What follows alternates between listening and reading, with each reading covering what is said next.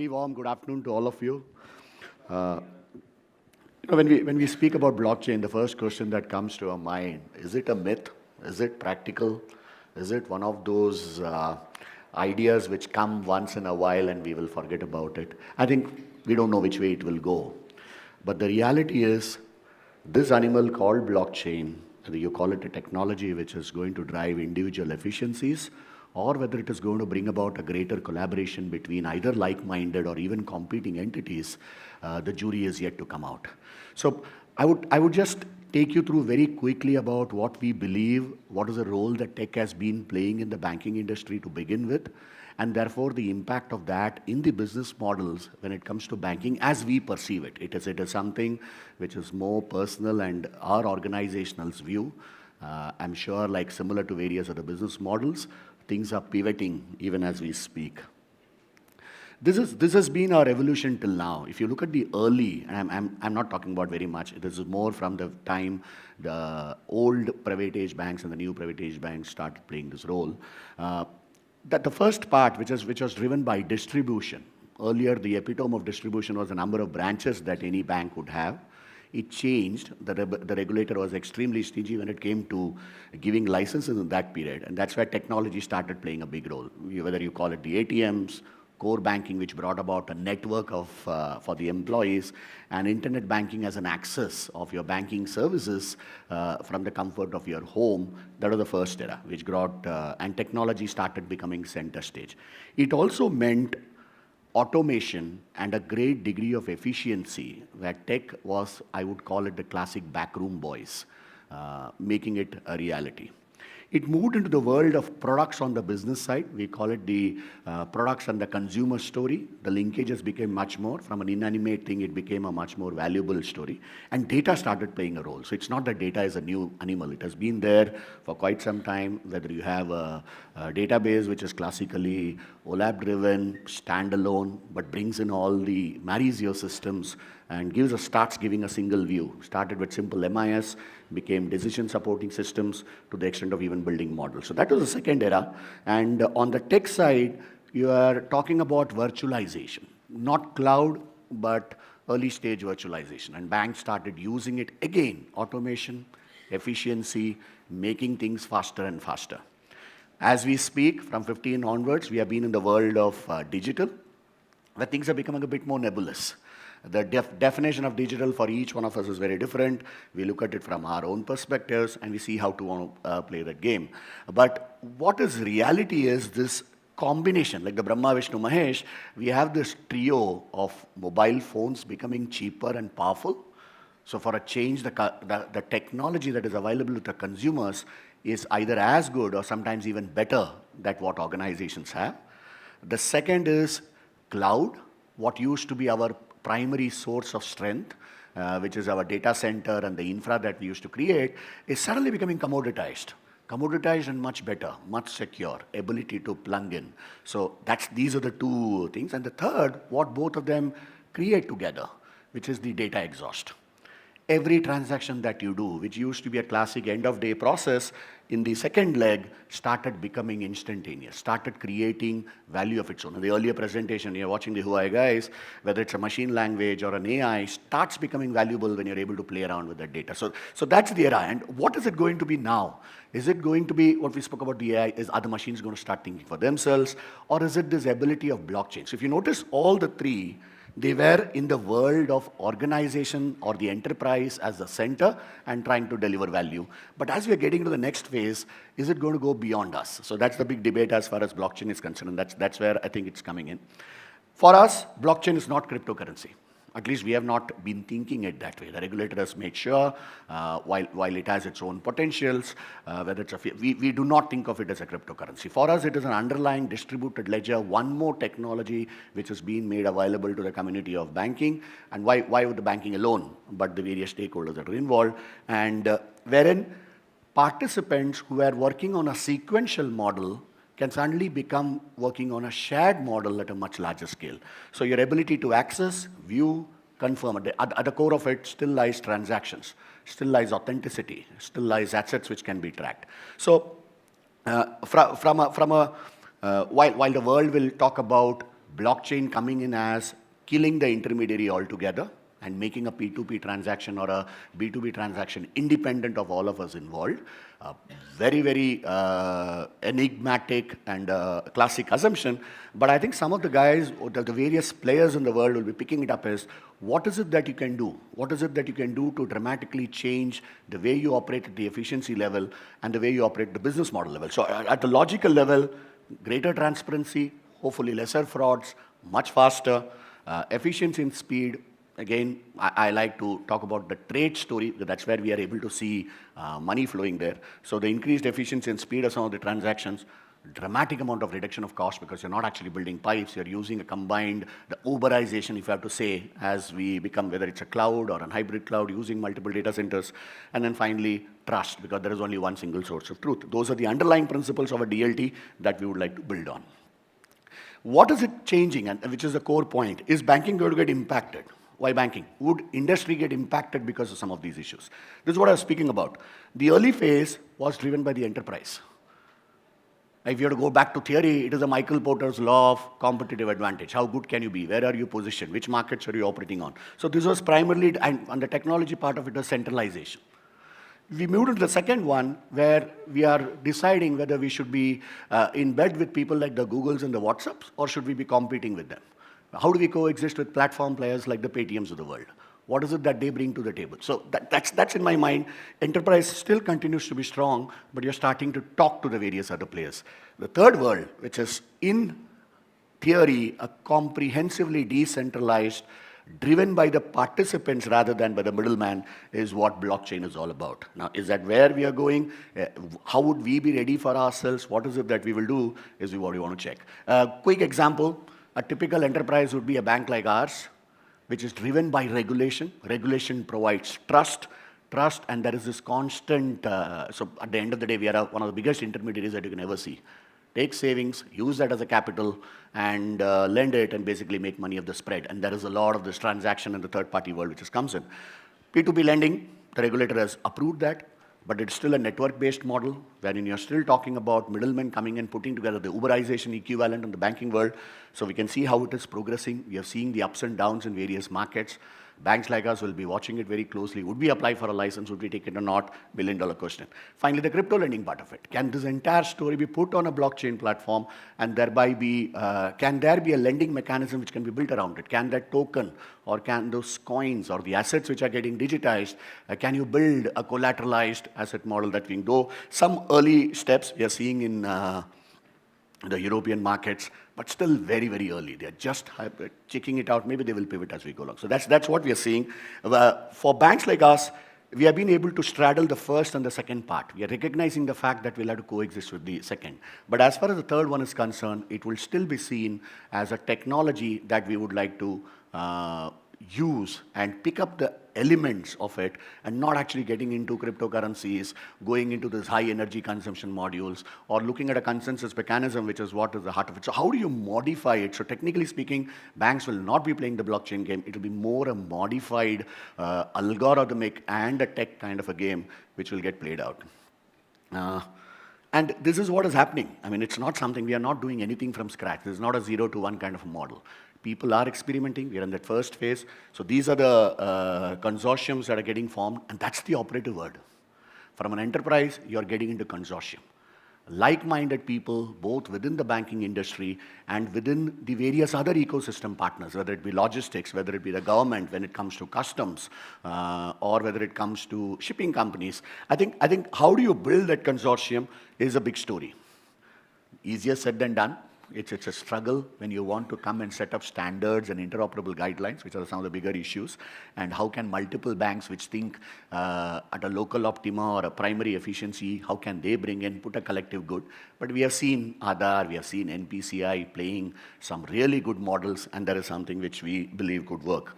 It's not getting limited to banks alone. Corporates are trying to play. There is a Singapore corporate who's actually picking up and saying, I don't care what happens to the banking world, but I would like to map my flows and put blockchain as an. So he's looking at it as an internal efficiency. Can we stay away?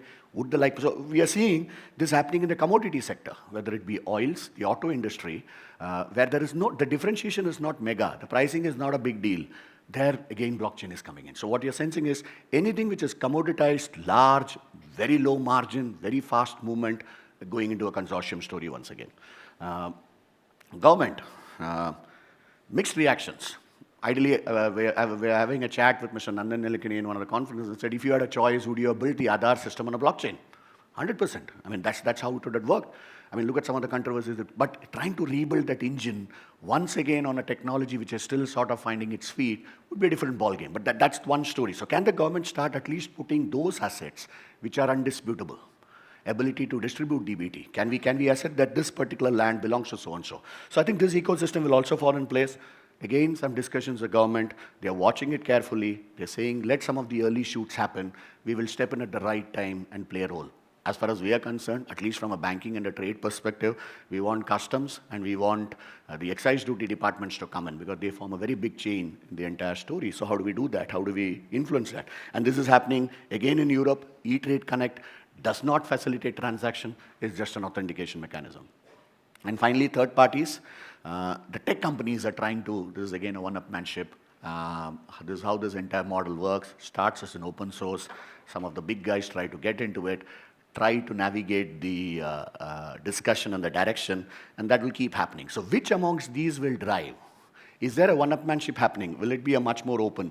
So that's how this is defining. And as far as, again, our perspective is concerned, we would want to still stick with a consortium approach. In fact, let me just highlight it as we go along in the next step. Regulatory. Very good interactions with the regulator. And his only advice was, as long as you're bringing in greater efficiency, greater trust, reducing fraud, do not talk about anything which is going to impact asset liability management. So you might do all the transaction blockchain, but you'll do that one end of the day transaction on a SWIFT, which they understand, which they can regulate. So it will always be 2 steps forward, 1 step backward. We will not create a fiat currency, but let's see how that model works out. And this is what we are seeing in the various others also. The Singapore and the Hong Kong government coming together and both the regulators chatting up and trying to build a corridor which is like a private loop. Or for that matter, digital currency, some governments have been extremely, I think the Latvian or the Ethiopian government has actually tried to put some of the stuff together, but I think we are a long way off. Like, in fact, if they facilitate something for a particular sector, we are on a good wicket, and that's something which we should be exploring as we go along. Our own understanding of blockchain, I personally believe trade finance is the only justified use case which will give you ROI, where people will allow us to impact because it's a genuine problem across. First, you can start it off as a domestic market and then move it out into the international. And as multiple consortiums are getting created, how is it that we can do an interlock between this consortium? That's a very big story. Payments and core banking, the Visas and the Masters or the Rupees of the world are exploring what is it that this new tech, but it's very similar to the other. You built so much of legacy system that trying to let go of that and explore completely new is going to be different. So it's not going to come from one of the incumbents. If someone is willing to look at it from a very different perspective, maybe yes. Or maybe when fiat currency comes in as an alternative, this could be one of the bases. Securities, big story happening. But again, the lack of standardization across organizations will ensure that it happens first within the banks as an efficiency mechanism, and then maybe play it out as we go later on. So let me not talk about more of it, but consortium lending is here again. The corporate banking, we have never seen major innovation happening on the corporate banking side, other than maybe a treasury function which is running like a back office. So can multiple banks come together and look at the corporate side or the SME side, the consortium lending, assets being very clear, reducing frauds, matching cash flows. A typical NPA kind of a story when you see is what you call as the TPA account, wherein all the money should flow through. Can we build a mechanism where all of us could access it and the primary lending institution effectively plays the role of a convener and the rest of the stuff is available to us? So, and asset registry, the Vihan, which is our auto repository, or the land registry, how can multiple governments come onto it? Can we do an automatic API ping and get out of that? Can that be on a blockchain, and can that authenticity? So these 4 points, the fact that I cannot change a document, the fact that I trust that there is only one single source of truth, the ability to bring a consensus either by a consortium or by building in a PKI infrastructure, use the same banking crypto infrastructure on top of the existing DLT, and finally the security. I mean, this is an ongoing battle. Maybe we are there, tomorrow someone else will come and attack it, so that play will keep on. So these 4, anything that comes in will help. Standalone great mechanism to do, in NPCI, where I'm one of the board members, we've been trying to build a comprehensive back-end settlement. Today, each of the banks puts a lot of money as a settlement fund. Can the SGF be converted into a blockchain wherein we can be seamless? Can we do multiple settlements in a day without going through the big halagulla which happens behind all of us trying to put an equivalent of taking credit? So those kind of efficiency mechanisms are very much here to stay, and those are the cases that we are bullish about. We are still in the first plot, proof of concept with an early bit of commercialization. Our own experience has been, we have been able to do a few trade transactions here and there, one bilateral with an Emirates Bank of Dubai, wherein we're able to do a remittance transaction. Nothing is building up as a volume. So let me not say that we are all talking about something that is happening. It's a work in process. Hopefully, this next 2 to 3 years will bring in, and the challenge is not technology here. The challenge is bringing like-minded people, putting them together and deciding what are the interoperable laws and stuff like that. And let's forget about the other two. Maybe we'll talk about it when the time comes in. This is the other one. As we are speaking, because the underlying DLTs can be completely independent, whether it be a Corda or a Hyperledger or an Ethereum, different people in different parts of the world are operating on a different technology. So what is it that can bring about an interoperability between these multiple networks? Unlike a Visa or a Master which dominated the whole world, here a Voltran might work on XYZ. A V-Trade will work on ABC system. How will that next loop happen? When you do a domestic one, you're not going to go and tie up with other banks. So can two organizations tie up with each other? And thereby, maybe this is something which an organization like SWIFT should look at it very carefully, because this is a threat to their models. So how do we play that game? So we are still in the stage 1 model, each one of us trying to build our own respective networks, and that too in the early stages. Once that gets materialized, maybe certain corridors, whether it's a Middle East corridor or the US corridor, some of these will automatically adapt following the same trade flows. And then hopefully some industry consortia will happen. But I think these two will, even as we speak, we are seeing the European guys much more interested to work with us. They believe India and China are the big markets. So India is something which is much more open. So at least this part, stage 1 and stage 2, might happen in a bit of a tandem or with a bit of a little leg. In our own bank, just to give you a very quick trade finance, we have almost some 250 odd clients who have signed in, who have an option. They can either go with a blockchain, which is like a proprietary system, or they can do the classic trade system. What we are realizing is, as you are making, if it is an honest, that is both the buyer and the seller are on our own, they have a bank account with us, then the transaction will happen seamlessly. But that's not where the value is. The value is in an interoperable model, which is what, but this is a very validated process. We've been trying it for the last 4 to 5, 6 months. Whether it's an open account or an LC are the obvious things. Find ways of automatically, seamlessly putting it into NTC. But like you noticed, this is not a business model change. It's purely a simple technological efficiency to bring about a faster TAT. And maybe within our own ecosystem, we'll be better off.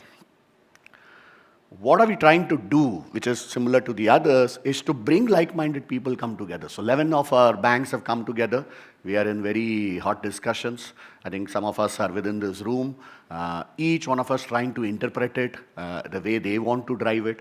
But when anything which is a commodity, anything which is a transaction related, where you could form rules, are getting formed. So first is, and this company then effectively becomes a network operator, which is owned by the banks and is also used by the banks. So what is it that you will keep within your bank? What is it that you'll put into BIC? Is something, so working closely with IBA, working with banks like SBI, SDFC, Axis. So this is one area where we really, and it's a very positive sign. There is genuine cooperation happening. We are exploring where would we compete, where would we collaborate. So that story is coming out. So these are some of the banks. So we have a good mix of private, public sector, as well as some of the foreign banks who are very keen because they understand the international trade force very well. We are in the process of getting the corpus, forming the company, and then getting the necessary approvals to put in place. Reasonably amber in terms of the various signals, but it's more the conceptual selling. The second phase is typically trying to get into what are those laws and regulations that we can put as a programmable story and then build it up. We are still technology ambulant. It actually plays in 3 ways. There is an application provider. In this case, it's Infosys, which is playing the lead because of being a core banking supporter. Second, we have any cloud. You run it out of your data center or run it out of a cloud. And finally, the DLT, which could also be open. Running out of time. So these are some of the stuff that we are doing. We have Hitesh here who will be happy to share about it. And that's the story. That's the story in terms of what we intend to do in BIC and internally.